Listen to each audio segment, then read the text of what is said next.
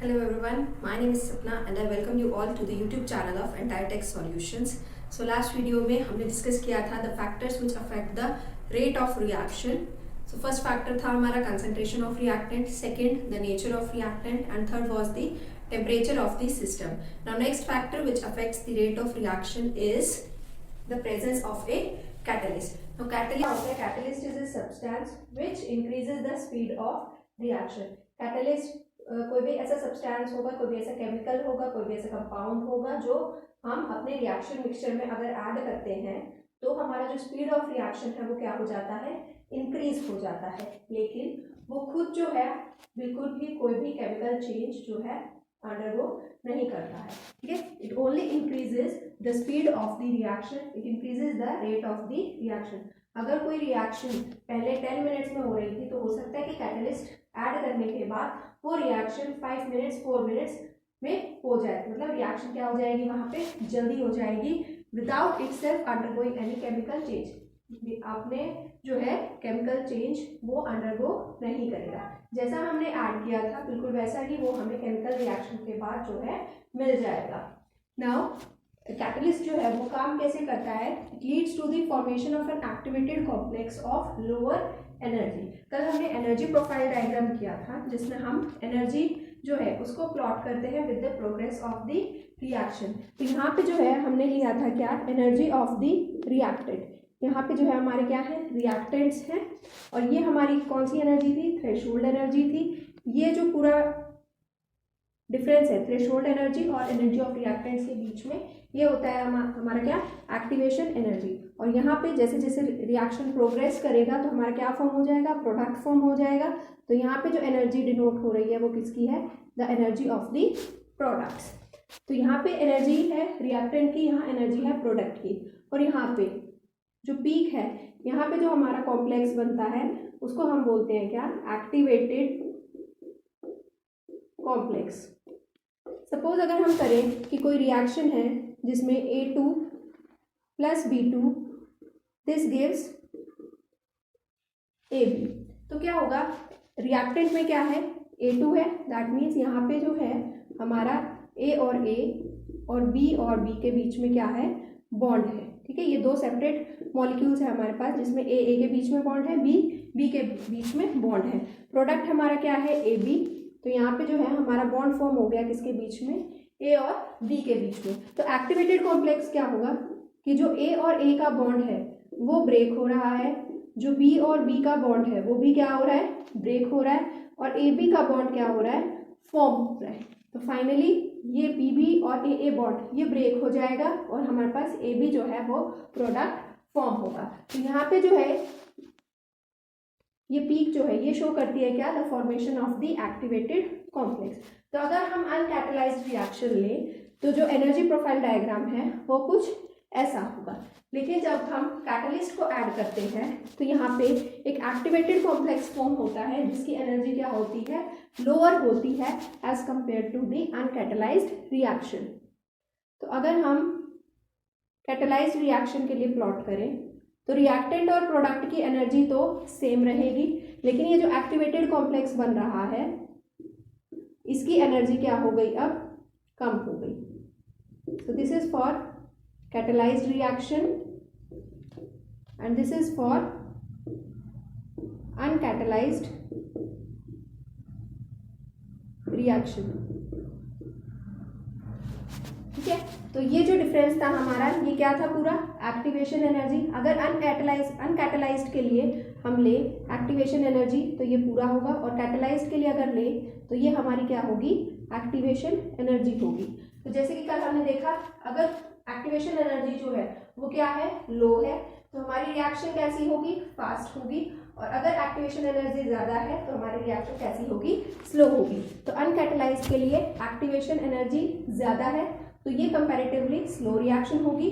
Catalysed reaction के लिए activation energy कम है तो ये कंपैरेटिवली रिएक्शन जो है वो क्या होगी, फास्ट होगी। इसमें प्रोडक्ट्स जो है वो जल्दी फॉर्म होंगे, ठीक है। It lowers the activation energy, it lowers the energy barrier. ये जो है हमारा, इसी को ही बोल दिया जाता है क्या, एनर्जी बैरियर। तो उसको उसने क्या कर दिया है, कैटलिस्ट ने कम कर दिया है। and it increase the speed of the forward and backward reactions are equally affected. अगर हम forward reaction देखें, that means reactant से क्या बन रहा है, प्रोडक्ट बन रहा है, तो reactant से प्रोडक्ट बन रहा है. अगर backward reaction देखें तो क्या होगा, प्रोडक्ट से क्या बन रहा है, रिएक्टेंट बन रहा है. तो जितना डिफरेंस यहाँ पे आया है एक्टिवेशन एनर्जी में, उतना ही डिफरेंस कब आएगा, जब हम बैकवर्ड रिएक्शन को फॉलो करेंगे. एक और प्रॉपर्टी होती है कैटलिस्ट की, वो क्या होती है कि ये जो है इक्विलिब्रियम पे क्या अफेक्ट करता है. तो कैटलिस्ट जो है इक्विलिब्रियम को अफेक्ट नहीं करता, उस स्टेट को अफेक्ट नहीं करता, सिर्फ ये हेल्प करता है कि जो हमारा इक्विलिब्रियम है वो जल्दी जो है हमारा अटेन हो. The catalyst helps to attain the equilibrium quickly. Now the next factor which affects the rate of reaction is presence of any radiation. तो जैसा कि कल हमने देखा था कि कुछ रिएक्शंस हमारे पास ऐसी होती हैं जो रूम टेम्परेचर पे तो अकर नहीं करती, लेकिन जैसे ही हम थोड़ा सा टेम्परेचर प्रोवाइड कराते हैं, हायर टेम्परेचर दे अकर रेडिली. तो ऐसे ही हमारे पास कुछ केसेस ऐसे भी हैं जो डार्क में तो रिएक्शंस होती नहीं है, लेकिन जैसे ही हम उनको लाइट रेडिएशन कुछ प्रोवाइड कराते हैं तो वो रिएक्शंस जो हैं that take place. For example जैसे हमारे पास होता है the combination of hydrogen and chlorine, तो H2 plus Cl2 this gives HCl. तो ये जो रिएक्शन है that does not take place in the dark but it occurs in the presence of light radiation. ठीक है, तो H2 plus Cl2 in the presence of light it converts into HCl. तो ये जो है रिएक्शन हमेशा किसकी प्रेजेंस में होगी, रेडिएशन की प्रेजेंस में, लाइट रेडिएशन की प्रेजेंस में होगी, डार्क में ये नहीं होगी. तो इसको हम कैसे एक्सप्लेन कर सकते हैं कि डार्क में, जैसे हमने कल बोला, सेम वही रीज़न है कि रूम टेम्परेचर पे जो है रिएक्टेंट मॉलिक्यूल्स के पास उतनी एनर्जी नहीं होगी. सिमिलरली यहाँ पे डार्क में नहीं हो रही है, दैट मीन्स डार्क में हो सकता है कि जो हमारे रिएक्टेंट मॉलिक्यूल्स हैं उनकी एनर्जी क्या है, उनकी एनर्जी लो है. तो अगर एनर्जी लो है that means they can not cross the energy barrier. जो हमने ऐसा ग्राफ बनाया था उसमें वो एनर्जी बैरियर को क्रॉस नहीं कर सकता, लेकिन वो लाइट रेडिएशन जब एब्जॉर्ब करेगा, जब हम उस पर इंसिडेंट कराएंगे लाइट रेडिएशन, तो क्या होगा, जो हमारे रिएक्टेंट मॉलिक्यूल्स हैं वो रेडिएशन से क्या एब्जॉर्ब करेंगे, एनर्जी एब्जॉर्ब करेंगे. इनकी एनर्जी क्या करेगी, इंक्रीज करेगी. एनर्जी इंक्रीज करेगी तो क्या होगा, हमारा एक्टिवेटेड कॉम्प्लेक्स जो है वो जल्दी फॉर्म होगा, या हम कह सकते हैं कि एक्टिवेशन एनर्जी क्या हो जाएगी, कम हो जाएगी. और अगर एक्टिवेशन एनर्जी कम हो गई तो हमारा रिएक्शन जो है वो क्या होगा, दैट विल टेक प्लेस और अकर fastly. Now next factor which affects the rate of reaction is the surface area of reactant. The surface area of reactant जैसे जैसे हम increase करते हैं वैसे ही हमारा जो है rate of reaction भी क्या करता है, increase करता है. मतलब जो rate of reaction है वो directly proportional है किसके, to the surface area of the reactant. For example अगर हम कोई भी wooden log लेते हैं तो वो जो है उसका अगर हम बर्न करते हैं तो वो स्लोली बर्न करेगा as compare to some wooden chips. तो वुडन चिप्स जो है वहाँ पे हमारा जो सरफेस एरिया है वो क्या हो जाता है, ज़्यादा हो जाता है, इसीलिए वहाँ पे रिएक्शन जो है जल्दी होती है, बर्निंग जो है वो जल्दी होती है. इसका रीज़न क्या है हमारे पास, क्योंकि सरफेस एरिया जैसे ही हम इंक्रीज़ करते हैं दैट मीन्स जो रिएक्टेंट के मॉलिक्यूल्स हैं सरफेस पे, जो रिएक्टेंट के क्या हैं, मॉलिक्यूल्स हैं, तो वो क्या है सरफेस पे क्या होंगे, ज़्यादा होंगे. मॉलिक्यूल्स ज़्यादा होंगे तो उससे क्या होगा, रिएक्शन जो है वो जल्दी प्रोसीड करेगी, या हम कह सकते हैं the rate of reaction increases. Now next factor which affects the rate of reaction is the nature of solvent. जो भी हम रिएक्शन करवा रहे हैं उसमें हम सॉल्वेंट कैसा यूज़ कर रहे हैं, that also decides the rate of reaction. अगर हम वाटर यूज़ कर रहे हैं, अमोनिया यूज़ कर रहे हैं, SO2 यूज़ कर रहे हैं, तो कैसे हमारा जो है रेट ऑफ रिएक्शन चेंज होगा with the change in the solvent. तो जो सॉल्वेंट है उसकी कौन सी प्रॉपर्टीज़ जो है वो डिसाइड करती हैं रेट ऑफ रिएक्शन को. फर्स्ट है क्या, the effect of dielectric constant. जो सॉल्वेंट है उसका डाई इलेक्ट्रिक कॉन्स्टेंट कैसा है ये डिसाइड करेगा rate of reaction. Next is the effect of polarity of solvent. Solvent polar ले रहे हैं या नॉन पोलर ले रहे हैं, that will also decide the rate of the reaction. And last is the interaction of reactant और activated complex with the solvent. जो भी हम सॉल्वेंट यूज़ कर रहे हैं अगर वो रिएक्टेंट या एक्टिवेटेड कॉम्प्लेक्स के साथ जो है इंटरैक्ट कर रहा है, कोई भी सॉल्वेटेड कॉम्प्लेक्स बना रहा है, तो वो कैसे डिटरमाइन करेगा रेट ऑफ रिएक्शन को, that will also see in the nature of solvent. Now first we will see the effect of dielectric constant. तो डाइइलेक्ट्रिक कांस्टेंट हमारे पास क्या होता है, it is a measure of solvent polarity. जो हमारा solvent है वो कितना पोलर है उसके बारे में हमें कौन बताएगा, डाइइलेक्ट्रिक कांस्टेंट। ठीक है, और जनरली जो डाइइलेक्ट्रिक कांस्टेंट की जो इफेक्ट है उसको हम स्टडी करते हैं किसके लिए, फॉर आयोनिक रिएक्शंस, क्योंकि वहाँ पे जो है हमारा जो स्पीशीज इन्वॉल्व होंगी वो कौन सी होंगी, आयंस इन्वॉल्व होंगी, और उनके बीच में क्या होगा, हमारा इंटर आयनिक फोर्सेस होगा। ठीक है, तो जो रेट ऑफ रिएक्शन है, रेट कांस्टेंट है, ठीक है, K, that varies with the dielectric constant by the equation ln k is equal to a minus b by d।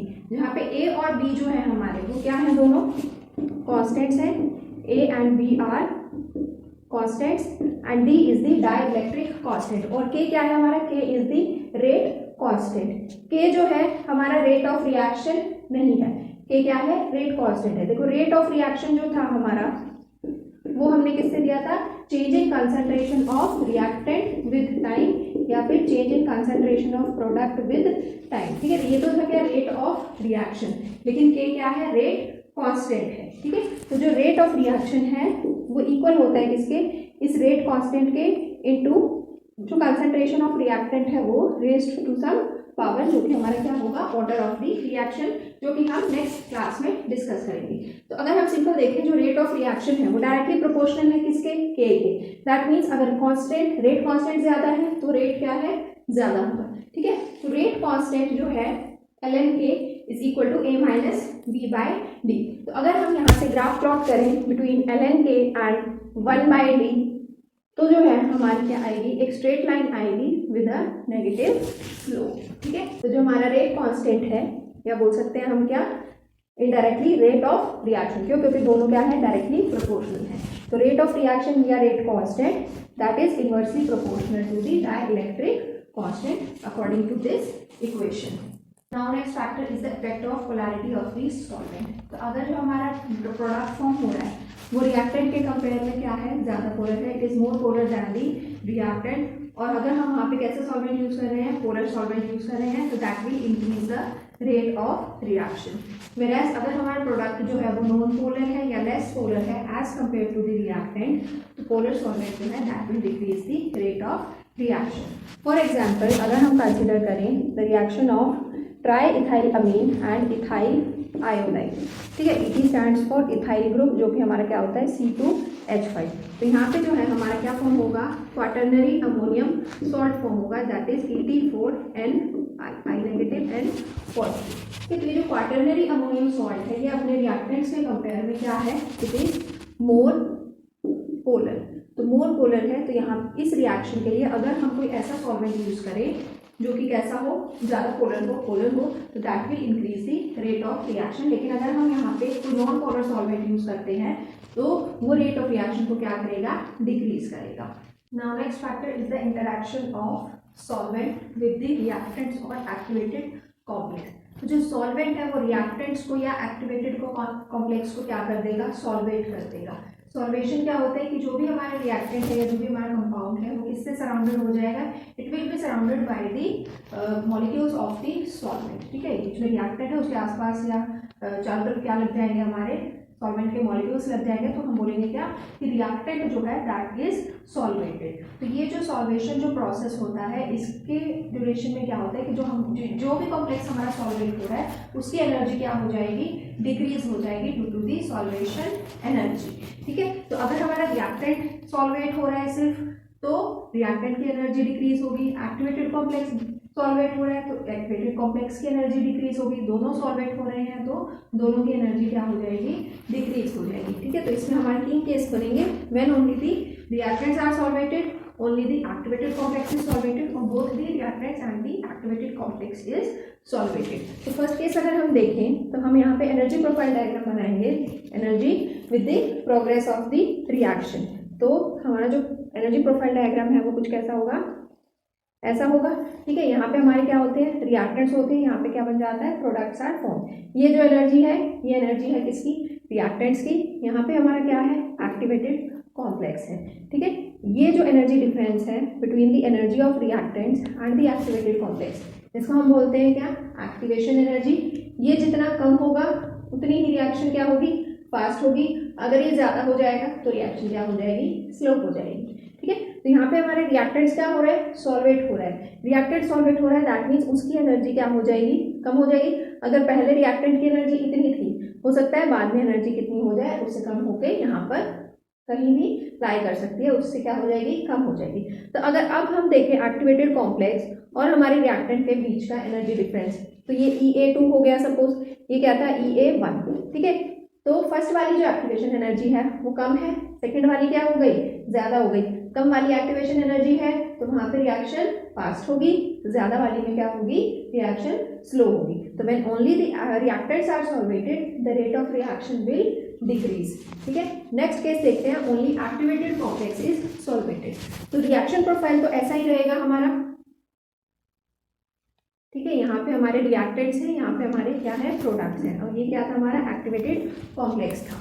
अब एक्टिवेटेड कॉम्प्लेक्स क्या हो गया, सॉल्वेट हो गया। अगर इसकी एनर्जी पहले यहाँ पे थी तो इसकी एनर्जी क्या करेगी, डिक्रीज करेगी, मतलब अब यहाँ पे एग्जिस्ट करेगी, ठीक है। रिएक्टेंट को हम कुछ नहीं कर रहे हैं, रिएक्टेंट की एनर्जी क्या रहेगी, सेम रहेगी। तो पहले एक्टिवेशन एनर्जी इतनी थी, अब एक्टिवेशन एनर्जी इतनी हो गई। एक्टिवेशन एनर्जी क्या हो गई, डिक्रीज हो गई। एक्टिवेशन एनर्जी डिक्रीज हुई तो हमारा रेट ऑफ रिएक्शन क्या करेगा, इंक्रीज करेगा, ठीक है। नेक्स्ट केस है हमारा, both reactants and the activated complex are solvated. तो इस केस में हमारा क्या होगा कि रिएक्टेंट की एनर्जी भी डिक्रीज करेगी और एक्टिवेटेड कॉम्प्लेक्स की भी एनर्जी क्या करेगी, डिक्रीज करेगी, ठीक है। यहाँ पे क्या होगा हमारा कि एक्टिवेशन एनर्जी ओवरऑल जो है वो इंक्रीज कर रही है या डिक्रीज कर रही है, that will decide the rate of the reaction.